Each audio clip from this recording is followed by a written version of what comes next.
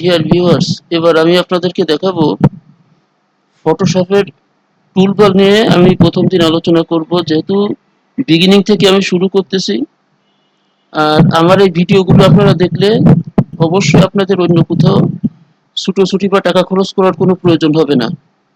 আমি টুলবারগুলো সুন্দরভাবে আগে আপনাদেরকে প্রেজেন্ট করব, সুন্দরভাবে দেখাবো, এবং এটা কমপ্লিট করার পরে আমি প্রজেক্টের দিকে যাব।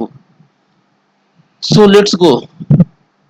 প্রথমে আমি টুলবারের ভিতরে বাম সাইডে যেটা আছে মুভ টুল, এবং তার ডান সাইডে আছে ইলেকট্রিক্যাল মার্কি টুল, রেক্টেঙ্গুলার মার্কি টুল। এই দুইটা সম্পর্কে আমি আপনাদেরকে একটা ধারণা দিব। প্রথমে আমি একটা পিকচারকে ওপেন করলাম।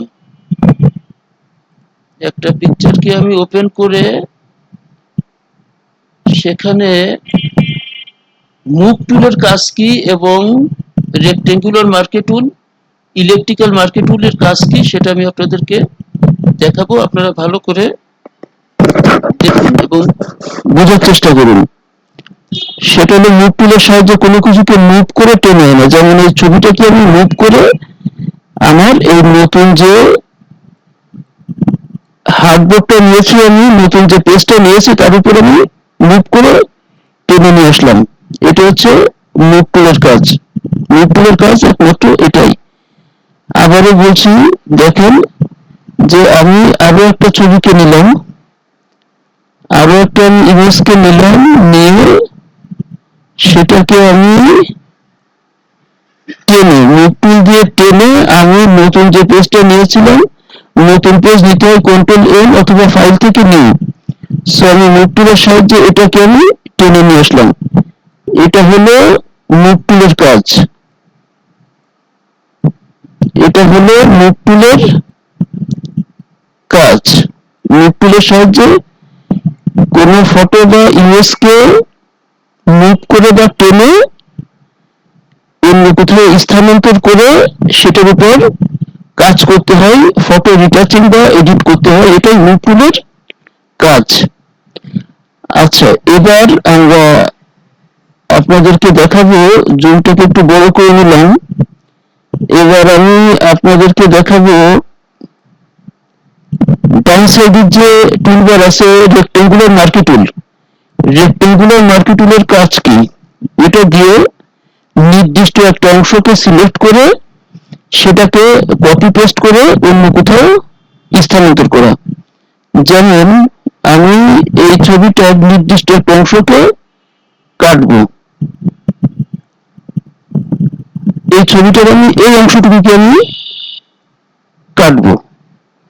আচ্ছা, কন্ট্রোল সি কন্ট্রোল ভি। এবার আমি মুভ টুলের সাহায্যে যতটুকু কেটেছি ততটুকুকে আমি স্থানান্তর করে নিয়ে আসলাম। যেহেতু ছবির নির্দিষ্ট একটা অংশকে কাটা অথবা নির্দিষ্ট একটা অংশের উপর কোনো ইমেজ তৈরি করা বা কোনো কালার প্রয়োগ করা, আমি নির্দিষ্ট একটা ছবিকে কেটে আমি সেটাকে এখানে ট্রান্সফার করলাম। এটাই হলো রেক্টেঙ্গুলার মার্কি টুল। তার নিচে রয়েছে ইলেকট্রিক্যাল মার্কি টুল। ইলেকট্রিক্যাল মার্কি টুলের সাহায্যে আমি গোল আকৃতিতে একটা ছবির ইমেজকে কপি পেস্ট করতে পারি।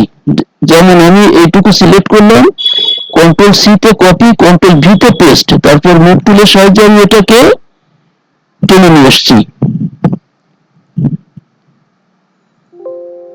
মুভ টুলের সাহায্যে এটাকে আমি টেনে নিয়ে আসছি। এই একটা কাজ। আরো কাজ আছে ইলেকট্রিক্যাল মার্কি টুল এবং রেক্টেঙ্গুলার মার্কি টুলের আরো কিছু কাজ আছে, যেটা আমি আপনাদেরকে এখন আবার দেখাবো।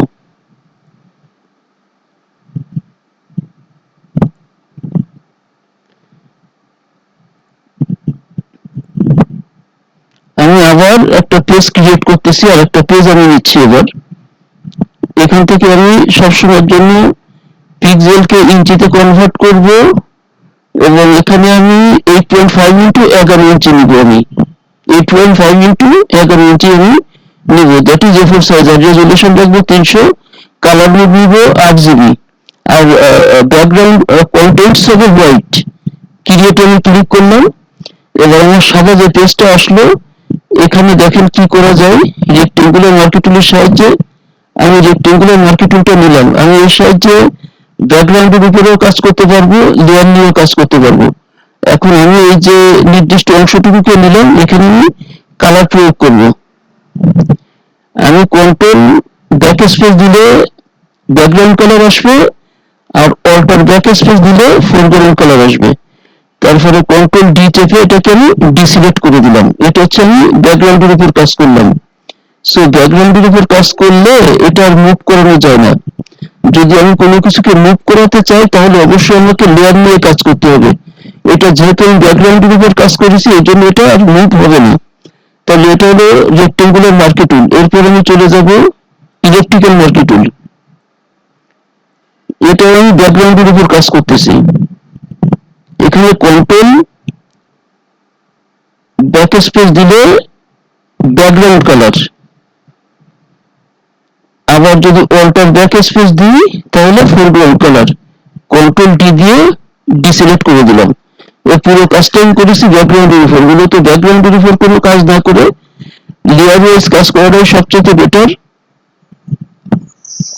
সো লেয়ার পরিচিতিটা এই মুহূর্তে আমি আপনাদেরকে লেয়ার সম্পর্কে পরিচয় করাইনি। সো আমি লেয়ারের উপর আর কাজ করতেছি না, ব্যাকগ্রাউন্ডের উপর কাজ করে আমি আপনাদের আপাতত বিষয়টাকে দেখালাম।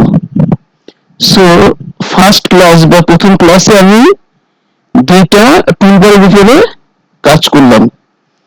নেক্সট ক্লাসে আমি বাকিগুলো নিয়ে একের পর এক ধারাবাহিকভাবে আলোচনা করব, এবং টুলবারগুলো যখন শেষ হবে তারপর আমি প্রজেক্টের দিকে ধাবিত হব।